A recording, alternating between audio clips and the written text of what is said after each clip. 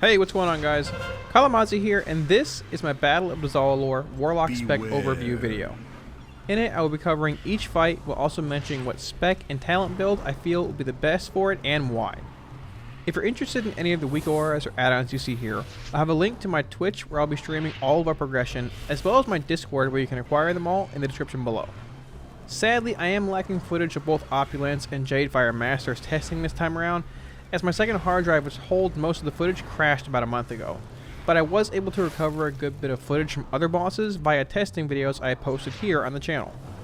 If you have any questions, feel free to leave them in the comment section below, and I'll be sure to get back to you. I will also be releasing a video later this week pertaining to specific Azerite trait combinations for each boss as well, so if you want to see that and more WoW content, feel free to smash that subscribe button.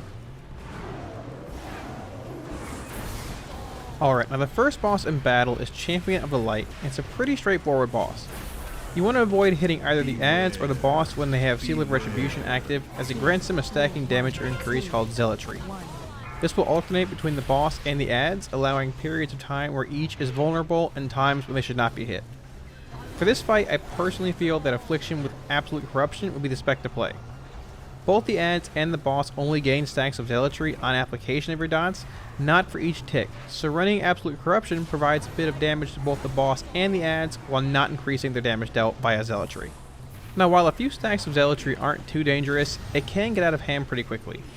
If you have a piece or two with Inevitable Demise on it, you can also stack it pretty quickly with Agony on the boss and adds, but be sure to refresh it before the seals swap and only if the Zealotry stacks are manageable. While this is a cleave based fight in a sense, with either the boss or adds always having the Zealotry seal, it does not favor Havoc cleave.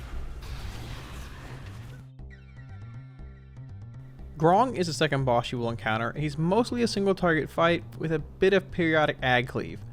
An add spawns 15 seconds into the fight, and then again every minute after. 2 adds will spawn on Mythic, which does give even a bit more merit to playing Destruction here, but I truly feel that this fight is pretty open overall when it comes to what spec you want to play. You will be able to generate a bit of resources from the adds as Affliction, but also having a strong Havoc target or 2 every minute as Destruction is pretty big. Demonology will also be able to pump some pretty big single target damage here as well, and with Grong being the second boss of the raid, I don't expect him to be too tough to down.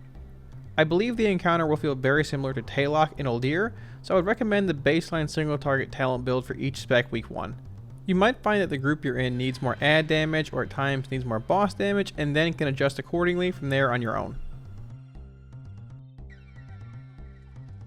The third boss encounter is Jade Masters, which is a 2-target boss fight with a great deal of movement and some adds present throughout. Periodically throughout the fight, a Spirit of Zwen will spawn that will need to be killed quickly by the raid, which does favor Destruction's Havoc cleave a good bit. On Mythic, 2 spirits spawn, which favor Destruction even further, seeing as how it's still the king of 2-target cleave. Affliction does gain a bit here from the adds being present via Agony and ID stacks, as well as being able to run Absolute Corruption for both the boss and the spirits that spawn. Living Bomb adds also spawn later in the fight, but are surrounded by smoke, which makes targeting mobs outside of them impossible. So while this might seem like another strong Destruction Havoc window in a sense, it's actually pretty far from it. I feel this will either end up being a Destruction or Affliction fight, based off what your raid actually needs. With having 2 permanent bosses, you'll have some pretty insane Havoc windows every time it's off cooldown, but also might end up delaying it a bit for the adds to spawn. Having Absolute Corruption as Affliction in addition to Inevitable Demise will be very strong, and when factoring in the amount of movement present, they're both pretty close to one another, I feel. Opulence is the 4th boss you will encounter, and it's a pretty interesting one at that. It's once again a very heavy movement boss that requires the raid to be split into 2 teams, with each team killing their own add on the left and right sides of the room. You will progress down the hallway, eventually reaching Opulence, where phase 2 of the encounter begins. Opulence will periodically spawn adds from under him that need to be killed, but even with that and all of phase 1's movement being factored in, I still feel this is a pretty straightforward single target Affliction fight. You can time the add spawning in phase 2 with a well-placed Seed of Corruption, and then a few agonies pretty quickly, and outside of that, it's mostly a single target burn phase.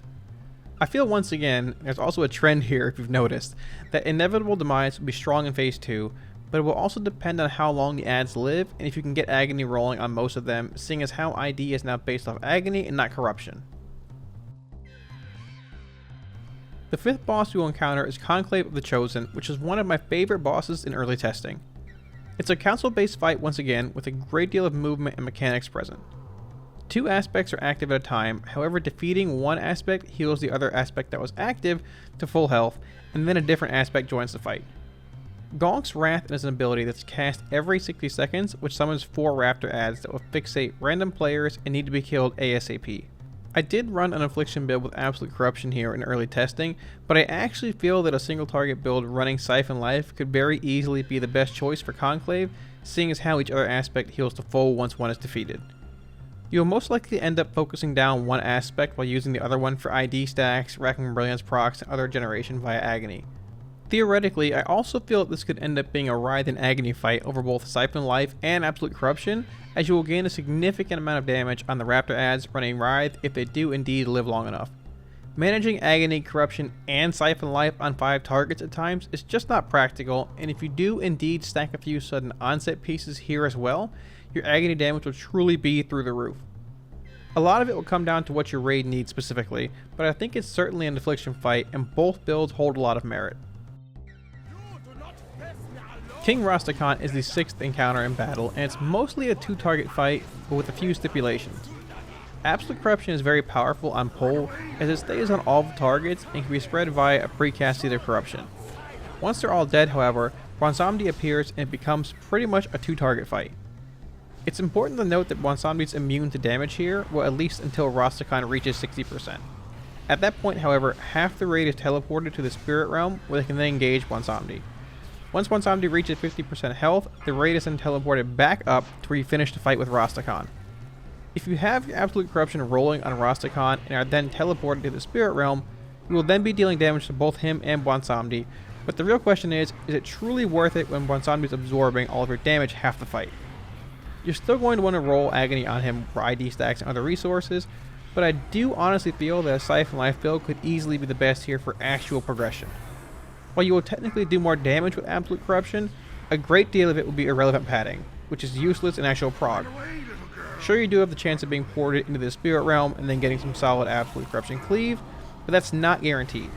I feel like we'll see a good bit of parses running Absolute Corruption in the first few days here, but I think in an actual progression setting, that a Siphon Life build will most likely be best. High Tinker Mekka is the 7th boss, and it, like Conclave, is a pretty interesting encounter. A great deal of it is going to be how your group manages to deal with the bombs that spawn, but I believe that both Demonology and Affliction running their single target builds will be strong choices, but the real strength here could actually come from Destruction. In early testing, I was able to generate ID stacks off the bombs very quickly, which led to some pretty big drains, and the actual healing is pretty big for Affliction as well. There's a decent bit of movement present, but also certain periods of time you remain stationary, which Demonology really loves, but if you're able to reliably proc the Flashpoint Azurite trait as Destruction on the bombs, you'll have an absurd amount of haste throughout a good portion of the fight. Sparkbots do spawn throughout the entire encounter, and seeing as how they have a 99% damage reduction shield on them, it should make it pretty easy to maintain high Flashpoint uptime here. If that is the actual case, I think this could easily be a sleeper Destruction fight. The same can be said, however, for Demonology with Doom over Demonic Calling if the Sparkbots live long enough. This is one of the first fights I'm very excited to both kill and see what the optimal spec ends up being, and there's a lot more to this fight than actually meets the eye. Stormwall Blockade is the penultimate boss of the raid, and it looks like it will end up being a pretty fun encounter to progress through. I feel that either Destruction or Affliction will be the go-to spec here when factoring in phase 1 and 2 movement, as well as Ag Cleave. In the first phase, depending on which boat you start on, it's either a pure single target fight or mostly a single target fight with an ad that spawns and needs to be killed quickly.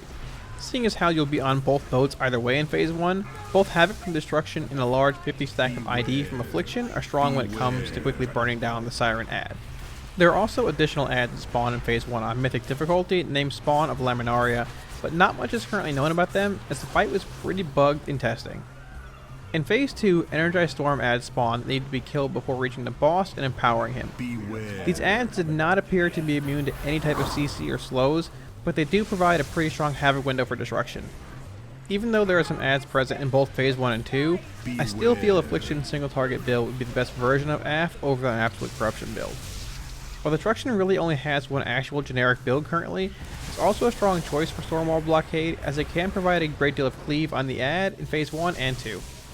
I personally played Affliction single target build in testing, and while Destruction did perform well on the Cleave boat phase 1, the second half of the fight is more or less a single target fight with an occasional energized storm spawn that we can use for resources, which I feel pushes Affliction ahead of Destruction here slightly.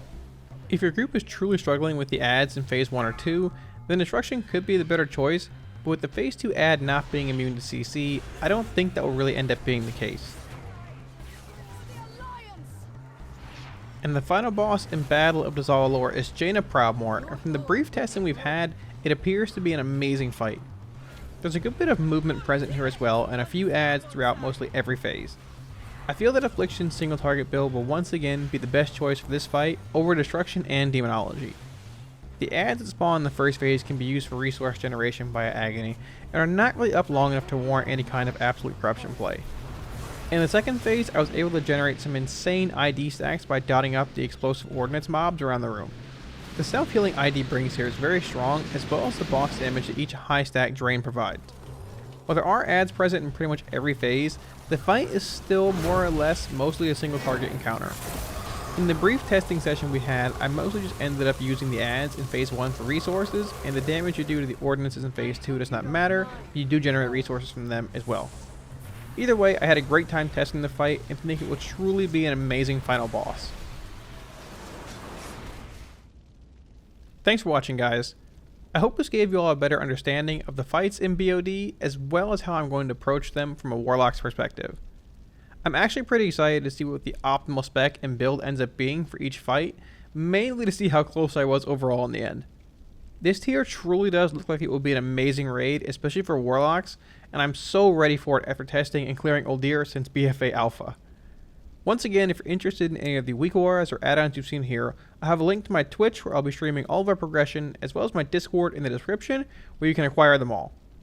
If you want to see more WoW content and help support the channel, smash those like, share, and subscribe buttons, as your support really helps. Thanks guys, and I'll see y'all again soon. Peace.